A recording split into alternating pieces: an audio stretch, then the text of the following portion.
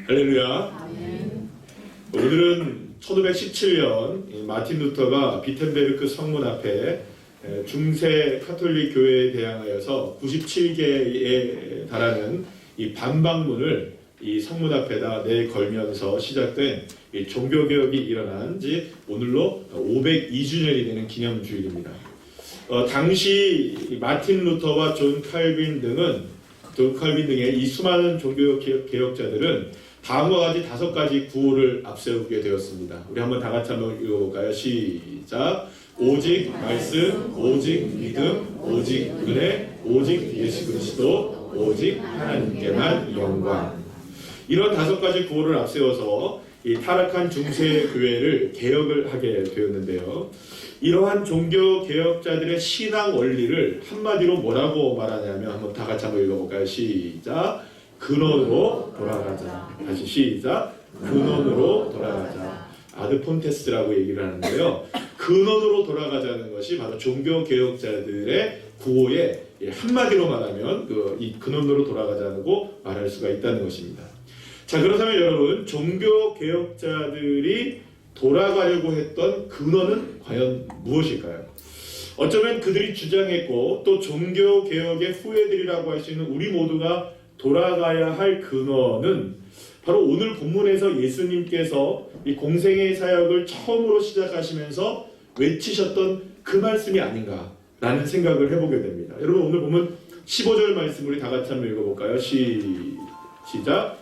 이르시되 때가 찼고 하나님의 나라가 가까이 왔으니 회개하고 복음을 믿으라 하시더라. 할렐루야. 이 땅에 오신 예수님께서 처음으로 선포하셨던 말씀이 뭐냐? 하나님 나라가 가까웠으니 복음을 믿고, 그 전에 뭐라고요? 회개하고 복음을 믿으라 라는 것이었다는 겁니다.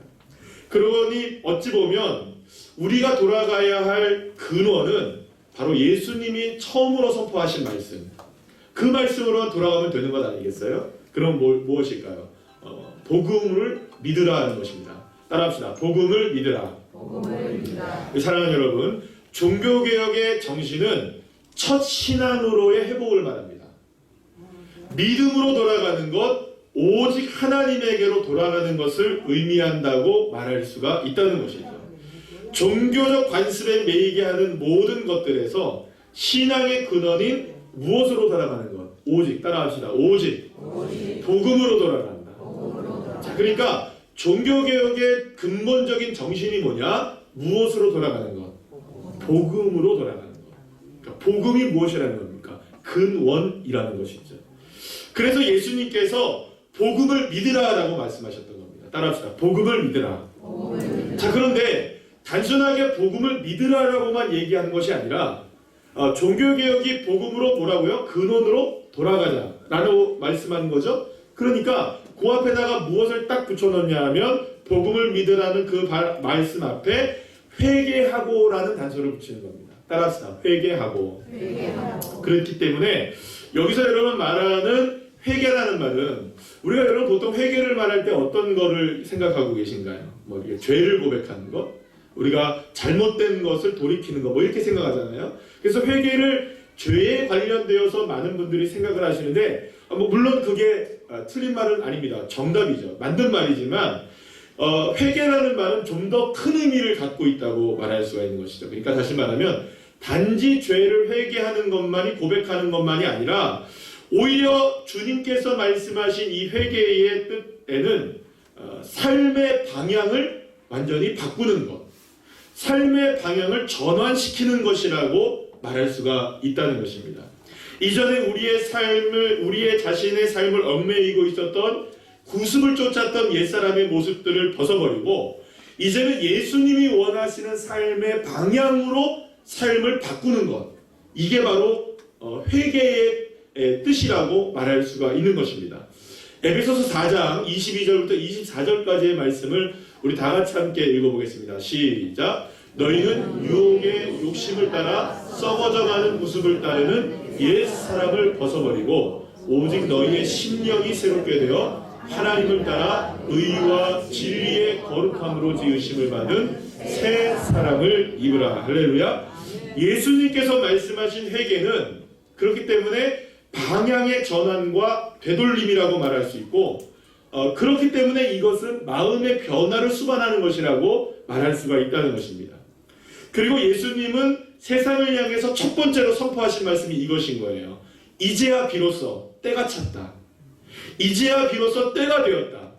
이제야 비로소 하나님께로 삶의 방향을 완전히 바꿀 때가 되었다. 이제야 비로소 새 사람이 될 때가 되었다라고 예수님이 선포하고 계셨다는 것이죠. 자, 그런 의미에서 502년 전 종교 개혁자들은요, 구습에 얽매여 있었던 낡은 종교의 탈을 벗어버리고 이제야 비로소 모든 것들을 벗어버리고 누구만 바라보는, 주님만 바라보는, 예수님만 바라보는 자리로 돌이켰던 것이 바로 종교개혁이라고 말할 수가 있다는 것입니다.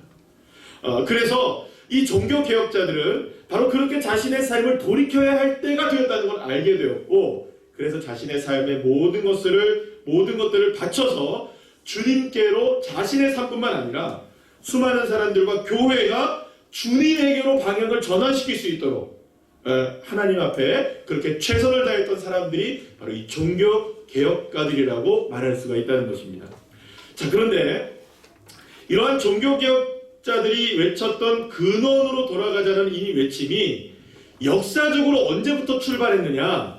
바로 오늘 본문에서 나오고 있는 예수님께서 제자들을 부르셨을 때 그들이 다 주님에게로 회개하고 돌이키는 삶이 나오게 됐다는 것을 오늘 본문을 통해서 우리는 발견하게 된다는 것입니다. 여러분, 오늘 본문 17절부터 20절까지의 말씀을 함께 읽어보겠습니다. 시작. 예수님께서 이르시되 나를 따라오라. 내가 너희로 사람을 낚는 어부가 되게 하리라 하시니 곧 그물을 버려두고 따르니라. 조금 더 가시다가 야고보와 그 형제 요한을 보시니 그들도 배에 있는서 그물을 깁는데 곧 부르시니 그 아버지 세베대를 품꾼들과 함께 배에 버려두고 예수를 따라가니라. 예수님께서 새 사람이 되도록 돌이켜야 할 사람들을 부르고 계셨습니다. 그런데 이때 주님께서 부르셨을 때 이들은 자신들의 삶의 모든 것들을 다 그 자리에 내버려두고 주님을 따르기 위해서 지체 없이 길을 나서게 된 것을 보게 됩니다. 심지어는 그들의 돌이킨 것, 그들이 주님을 따라가는 데 있어서 생계의 수단도, 가족들도, 친구들도 그 돌이켜 가는 것을 막을 수가 있었다 없었다? 없었다는 것이죠. 사랑하는 여러분, 이것은 대단히 놀라운 일이라고 할 수 있습니다. 한 사람이 모든 것을 버려두고 누군가를 이렇게 따른다는 것은 결국 그냥 단순한 결심으로만 이루어질 수 있는 일이 아니기 때문입니다. 여러분 생각해 보세요. 여러분들이 무엇인가 물건을 사려고 했을 때 고민합니까? 안 합니까? 홈쇼핑. 다 저거 필요해요. 그죠? 근데 필요한데 몇 번이고 보다가 돌리다가 살 때가 있는 반면 안 살 때가 더 많죠. 네, 물론 살 때도 많죠. 그러니까 여러분 생각해 보세요. 물건 하나를 사는 것만 해도 얼마나 망설이게 됩니까? 그런데 여러분, 내 삶을 누군가를 따라간다? 모든 것을 버리고 따라간다? 생계를 내려놓고 가족도 내려놓고 친구들을 다 내려놓고 모든 것을 버리고 따라간다? 이거 쉬운 일일까요? 어려운 일일까요? 결코 쉬운 일이 아니라는 것입니다.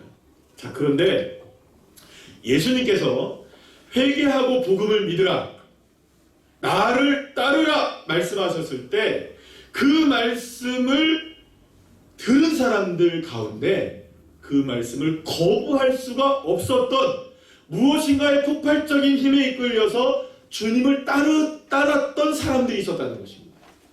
사랑하는 여러분, 예수님의 부르심은 마치 하나님 나라의 복음이 기습적으로 이렇게 우리에게 침공한 것과 같다고 표현할 수가 있습니다. 복음을 듣게 된 사람들, 그리고 예수님의 부르심을 받은 사람들은 자신의 삶의 자리에서 그대로 머물러 있을 수가 없었던 것입니다.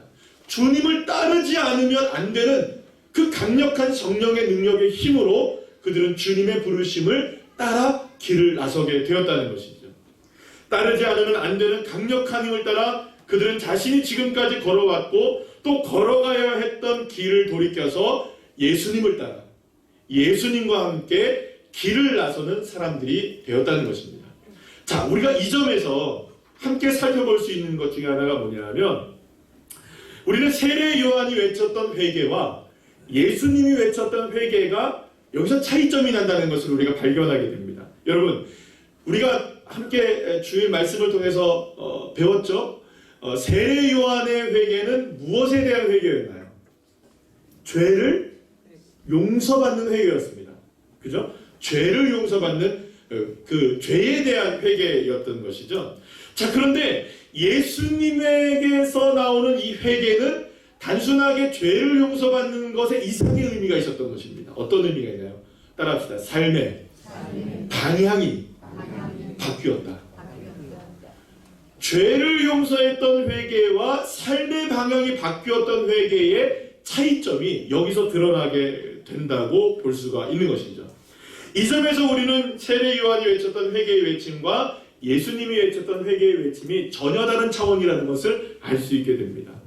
세례 요한의 회개는 단지 죄를 사함받는 회개였지만 예수님은 삶을 방향을 바꾸는 회개. 그래서 예수님이 따르라 했을 때 베드로도 또 야고보도 요한도 안드레도 오늘 아침까지만 해도 무엇을 하고 있었습니까?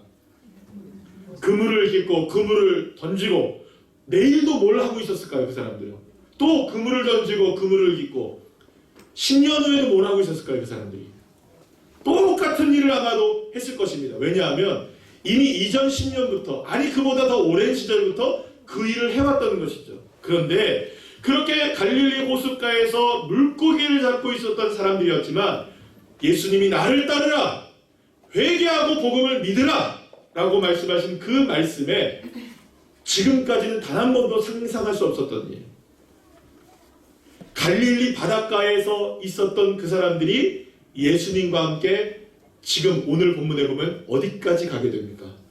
가버나움의 회당에까지 가는 사람들이 돼요. 여러분, 만약에 이들이 광야에서 외쳤던 세례 요한의 회개에만 머물렀다면 주님 용서해 주세요 하고 그쳤을 겁니다. 그러나 예수님의 회개를 따라 그들이 길을 갔을 때는 죄를 용서함을 받았으면 물론이거니와 삶의 방향까지 전환되었고 그들은 주님과 함께 동행하는 삶으로 변화되었다는 것이죠. 자, 특히 여기서 한 가지 우리가 더 살펴볼 것은 세례 요한이 베풀었던 세례는 장소가 어디였습니까? 광야였죠. 자, 그런데 오늘 본문에서 보면 예수님이 회개를 외쳤던 그 회개는 어디에서 외쳤나요? 광야에서 외쳤습니까? 아니면 다른 곳에서 외쳤습니까, 여러분? 어디예요? 갈릴리에 오셔서 외친 것이라고 합니다. 그러니까 세례 요한의 세례가 광야에서 외친 것이라면 예수님의 회개는 도시에서 외친 회개였던 거예요. 자, 그럼 이게 무슨 말이냐? 당시 갈릴리라는 곳은요, 경제와 상업이 매우 발달했던 도시 가운데 하나였습니다. 그런데 바로 여기에 오셔서 하나님 나라를 선포하시고 회개하고 복음을 믿으라고 말씀하셨던 것은 이전의 요한의 세례의 회개를 이렇게 선포했던 것과는 많이 다른 차원이 있다는 것입니다. 이것은 무엇을 얘기하냐면 하나님의 나라는 광야에서부터 시작되었습니다. 그러나 광야에 머물러 있어서는 안 되는 것입니다. 자, 우리 교회 개척 어디서 시작했습니까? 광야입니다. 어디? 대항항공원. 새로운 우리 교회가 대항항공원에서 계속 있을 수 있습니까? 없습니까? 그래서 가장 방어진에서 핫한 곳, 다이소가 있고 파리바게트가 있고 농협이 있고 이 새마을 금고가 있고, 바로 이곳, 오빠의 중심지, 이곳으로 들어오는 거예요. 광야에서 머물러 있으면 안 되는 거예요. 광야에서 삶으로 돌아와야 됩니다. 그러니까 이 말은 무슨 말이냐면 하나님의 나라는 세상 깊숙한 곳으로 들어오신다는 겁니다. 도시의 한복판으로 삶의 터전 속으로 우리의 일상 속으로 복음의 역사는 들어온다는 것이죠. 그래서 여러분, 바닷가에서 그물을 던지고 있었던 시몬과 안드레가 복음을 믿고 주님을 따를 수가 있었고 야고보와 이 요한도 배에서 그물을 깁다가 바로 예수님을 따라 복음을 따라 주님과 함께 동행할 수 있었던 것입니다. 사랑하는 여러분, 주님의 은혜와 복음의 역사는 오늘 우리가 살아가고 있는 이 삶의 터전에서 깊게 다가오는 것입니다. 하나님의 은혜의 부르심과 주님을 따르는 헌신은 여기에 있는 것도 아니고 또 저기에 있는 것도 아니라 바로 이곳에 있습니다. 여러분, 예수님은 누가복음 17장 20절 21절 말씀을 통해서 다음과 같이 말씀하십니다. 시작. 다시 누가복음 17장 띄워주세요. 안 나와 있어요? 다음번에 안 나와 있어요? 안 나와 있어요? 누가복음 17장 20절에서 21절 시작. 바리새인들이 하나님의 나라가 어느 때에 임하나이까 묻거늘 예수께서 대답하여 이르시되 하나님의 나라는 볼 수 있게 임하는 것이 아니고 또 여기 있다 저기 있다고도 못하니 하나님의 나라는 너희 안에 있느니라. 아멘. 따라합시다. 여기 있다. 손으로 이렇게 한번 해보셔야 돼요. 우리 유치부는 맨날 그렇게 합니다. 여기 있다. 저기 있다. 아니라 어디에 있다? 내 안에 있다. 여기 저기 아니라 여기 있다. 사랑하는 여러분, 하나님의 나라는 어디에 있느냐? 나와 함께 있는 겁니다. 지금 바로 이곳에 하나님의 나라가 함께 임하고 있는 줄로 믿으시길 바랍니다. 그런데 오늘 본문을 보면 회개하고 복음을 믿으라는 예수님의 이 부르심에 반응했던 사람들이 단지 예수님의 제자들만이 아니라는 것을 우리가 보게 됩니다. 자, 오늘 본문에서 예수님은 갈릴리를 지나서 가버나움이라는 곳으로 가셨고 그곳 회당에서 있었던 많은 사람들 앞에서 하나님 나라의 말씀을 가르치기 시작했다고 오늘 본문은 말씀하고 있는 것을 봅니다. 자, 가버나움이라는 곳은 어디냐? 사실은 이 갈릴리에 비교하면 가버나움은 좀 작은 동네입니다. 지난번에 말씀드렸던 것처럼 나사렛 이렇게 얘기하면 사람들이 잘 아는 동네라고 그랬어요? 모르는 동네라고 그랬어요? 잘 모르는 동네. 마찬가지로 이 가버나움도 그리 알려지지 않은 동네 가운데 하나입니다. 자, 이렇게 예수님께서 잘 알려지지 않은 동네에서부터 사람들을 향해 하나님 나라를 가르치기 시작했다는 거예요. 여러분, 이거는 이렇게 생각해 볼 수 있는 일입니다. 복음이 광야로부터 시작해서 도시로 들어오고 삶의 터전으로 들어오죠. 그러면 그 삶의 터전으로 들어온 그것이 작은 도시로부터 시작해서 거대하게 큰 나라로 확장되어져 나가는, 그러니까 이것을 우리에게 보여준다고 말할 수가 있다는 것이죠. 자, 어쨌든 중요한 것은 가버나움에 해당해서 예수님이 하나님의 말씀을 가르치시기 시작하셨을 때 수많은 사람들이 예수님의 가르침을 듣고 어떻게 되었을까요? 놀라기 시작했습니다. 지금까지 서기관들을 통해서 들어왔던 말씀과는 비교할 수 없을 정도의 대단한 권위를 느꼈다고 성경은 말합니다. 따라합시다. 권위를 느꼈다. 예수님의 가르침은 지금까지의 어떤 가르침과는 비교할 수 없는 것이었어요. 그래서 사람들이 이렇게 묻기 시작했습니다. 야, 도대체 이 사람 누구냐 도대체? 도대체 이 사람이 어디서 왔어? 도대체 이 사람이 갑자기 어디서부터 나타난 거야? 이분이 도대체 누구야? 와, 지금까지 들어왔던 것과는 전혀 다른 차원의 말씀을 우리가 듣고 있다라고 놀라기 시작했다는 것이죠. 자, 그런데 여기에서 더욱더 놀라는 일 한 가지가 펼쳐지게 됩니다. 회당에 오래도록 자리를 잡고 있었던 어떤 한 사람이 예수님에게 갑자기 다가오더니 예수님을 향해서 뭐라고 얘기하느냐? 예수님, 빨리 여기를 나가십시오. 빨리 이곳을 떠나가십시오. 나는 당신이 누구인지 압니다. 당신은 하나님께서 하나님의 사람인 걸 내가 압니다. 그러니까 빨리 나가십시오. 왜 여기 왔습니까? 라고 외치기 시작했다는 거예요. 오늘 본문은 그 사람이 무엇을 들린 사람? 귀신이 들린 사람이라고 말하고 있습니다. 그러니까 이겁니다.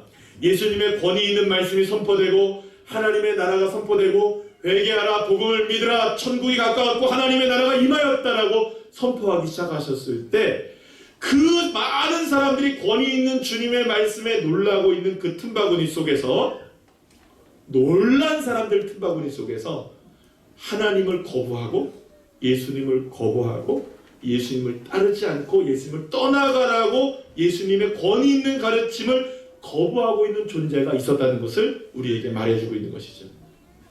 이렇게 예수님을 거부하고 있었던 귀신 들린 사람은 예수님이 누구인지 예수님이 무엇을 전하고 있는지를 모두가 다 알고 있었습니다. 그럼에도 불구하고 예수님을 거부하며 예수님을 떠나가라고 강력하게 요청하게 되었던 것입니다.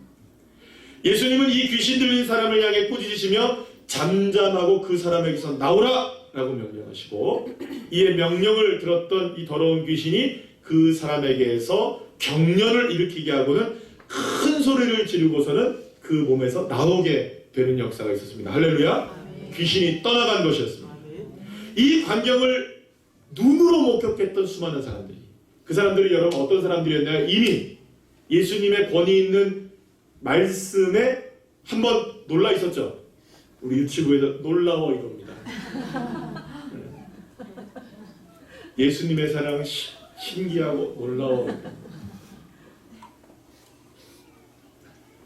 여러분 보세요. 너무나 놀라 있었어요. 이미 예수님의 가르침에 놀라 있었어요.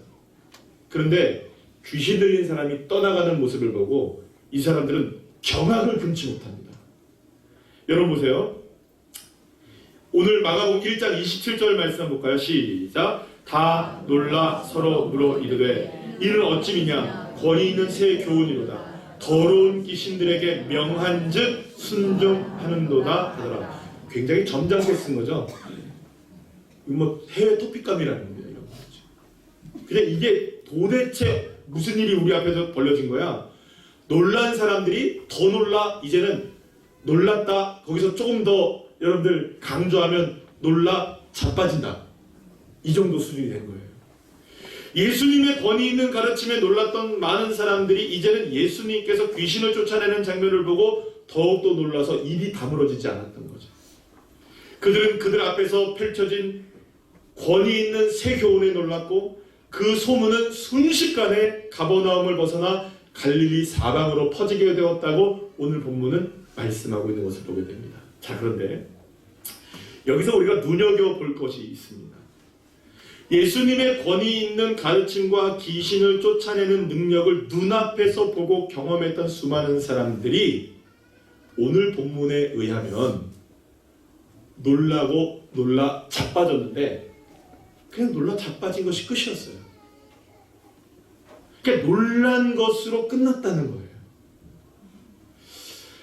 자, 그렇게 보면 그토록 놀랐다면, 지금까지 듣도 보도 못한 권위 있는 새 가르침과 기적에 놀랐다면, 여러분 주님의 부르심을 따라 베드로와 안드레와 요한과 야고보와 같이 적어도 주님에게 관심을 가지고 예수님이 어떤 분이신지 와 놀랐다 하면 따라가는 정도는 돼야 되지 않겠습니까? 이 정도는 놀랐다면. 여러분 보세요. 다시 약간 홈쇼핑 얘기를 해보죠.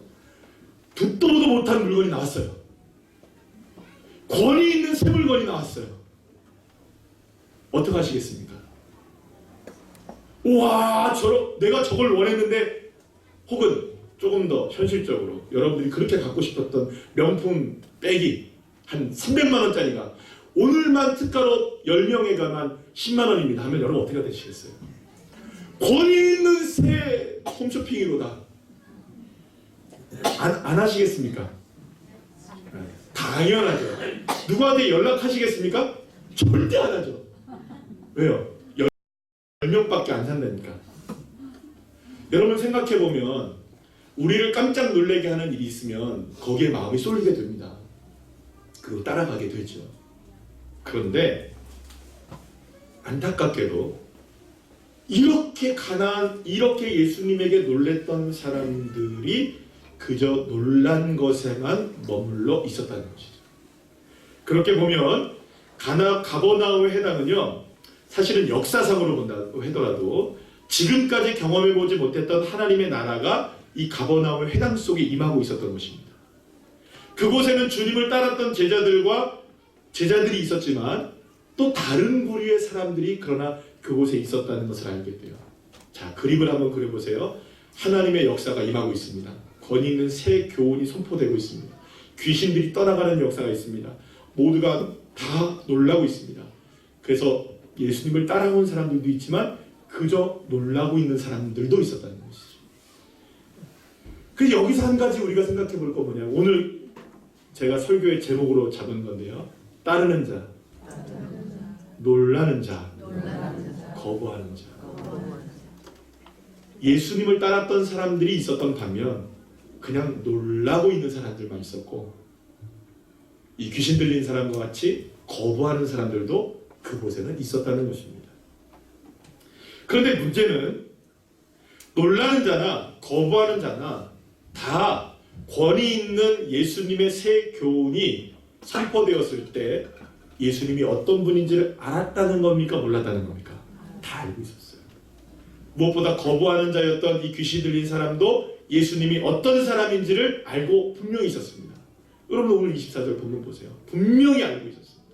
그뿐이 아닙니다. 놀라고 있었던 사람들 역시 권위 있는 새 교훈만으로도 회당에 나타나 자신들에게 말씀을 가르치시고 귀신을 쫓아내신 예수님이 그토록 자신들이 기다리고 있었던 메시아일 것이라는 사실을 직감적으로 느낄 수 있었습니다. 왜냐하면 그날의 회당에 나와 있었던 사람들은 이미 수백 번씩 수천 번씩 율법과 예언서를 서기관들을 통해 많은 사람들을 통해 그 말씀을 들어봤던 사람들이었고, 메시아가 오면 어떤 일이 벌어질 것이라는 것을 이미 그들은 다 알고 있었다는 겁니다. 그렇다면 여러분, 율법서와 예언서가 가리키고 있는 최종적인 목적은 무엇일까요? 메시아입니다. 메시아가 오시면, 구원자가 오시면 어떤 일이 벌어질 것인가. 그래서 여러분, 그날을 기대하고 고대하고 있었던 사람들이 그날 회당에 모여 있었던 사람입니다. 그날이 오면 어린 양과 사자가 함께 뛰어놀게 되고, 어린아이가 독사굴에 손을 넣고 장난을 쳐도 물리지 않게 되는 그날, 마치 물이 받아 덮음과 같이 온 땅에 하나님의 영광으로 가득하게 될 그날을 소망하면서 그들은 모두가 다 회당에 나와서 말씀을 듣고 있었던 사람들이었다는 겁니다. 그런데 바로 그날, 지난주와 같이 회당 나가서 말씀 듣고 있는 바로 그날, 권위 있는 새 교훈으로 다가오시는 하나님의 아들이신 예수님이 그 자리에 있었던 거예요. 그리고 그날 그들을 눈앞에 놀라운 역사가 펼쳐지게 되었던 것입니다. 그러나 문제는 그 누구도 놀라기는 했지만 오늘이 바로 메시아가 오실 그날인 것을 몰랐던 거예요. 예수님께서 친히 말씀하셨던 때가 찼다는 그날이 바로 오늘 그들이 예배를 드리고 있었던 회당 안에서 이루어지게 될 것이라고는 기대하지 않았던 것입니다. 사랑하는 여러분, 예수님의 새로운 권위를 직접 두 눈으로 본 그들은 메시아가 올 것을 믿고 있었던 사람들이었습니다. 믿지 않았던 것이 아니었습니다. 그러나 문제는 오늘도 얼마든지 일어날 수 있고, 오늘 일어난다면 오늘 이 시간에라도 나는 주님을 따라 가야 한다. 이런 믿음의 고백과 그것이 오늘 이루어져야 할 것이라는 것을 상상하지 못했다는 것이죠. 그런 의미에서 사실 여러분, 여기서 지금 예수님을 거부하고 있는 귀신 들린 사람이 있습니다. 어떤 사람이 더 문제가 많을까요? 그냥 놀라고 있는 사람이 문제가 많을까요? 그냥 거부하고 있는 사람이 문제가 많을까요? 50보? 100보라는 겁니다. 다 똑같다는 겁니다. 별반 다를 바가 없는 거예요. 저는 그 말씀을 묵상하고 준비하면서 그런 생각을 해봤어요. 거부하는 사람은요, 차라리 속 시원하게 거부합니다. 그죠? 가세요, 안 해요. 이렇게 하면 되는데, 이것도 아니고, 글쎄요. 이러면 헷갈리는 거예요, 이제. 여러분 보세요. 그냥 놀라고 있는 사람들은, 차라리 귀신 들린 사람들은 그냥 거부하고 있는 것이지만, 그냥 놀라고 있는 사람들은요, 이런 겁니다. 품위 있게 거부하고 있는 겁니다. 교양 있게 거부하고 있는 겁니다. 뭐가 달라요, 여러분? 그런 점에서 예수님의 권위 있는 가르침과 기적을 보고 놀랐던 가버나움의 회당에 있었던 사람들은 오늘 이 자리에 나와 있는 저와 여러분의 모습과 다를 바가 별로 없어요. 이곳에도 세 부류의 사람이 있다고 저는 봅니다. 주님을 정말 따르는 사람이 있고 그냥 놀라고 있는 사람들이 있고요. 주님을 거부하고 있는 사람들도 있을 수 있습니다. 그러나 중요한 건 한 가지가 있습니다. 오늘 이 시간에 주님이 임하시고 계시고 오늘 이 시간 우리는 결단하여 주님을 따라야 한다. 믿으십니까?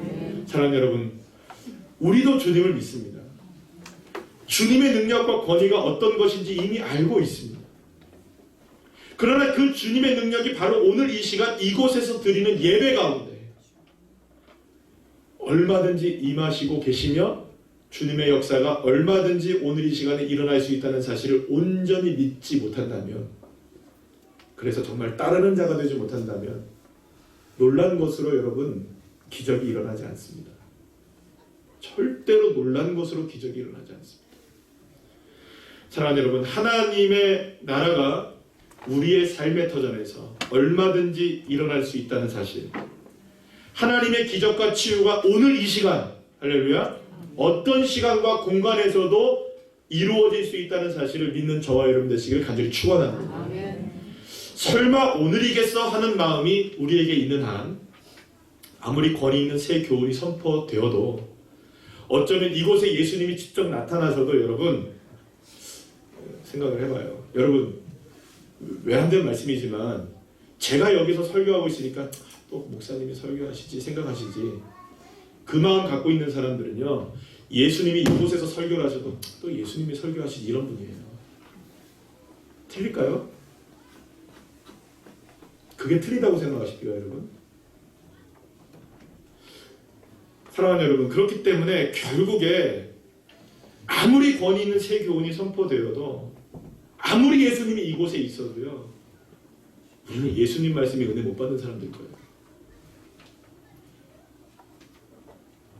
왠 줄 아십니까? 여전히 삶의 무거운 짐을 짊어지고 내려놓지 못하고 주님을 따르기에 놀라고만 있고 거부하고 있다면 사실은 주님을 따를 수가 없는 것이기 때문입니다. 사랑하는 여러분, 주님은 저와 여러분이 그저 주님의 말씀에, 주님의 역사에, 주님이 이루시는 일에 놀라는 사람들이 되는 자리에 머물러 있지 않기를 원하고 계십니다.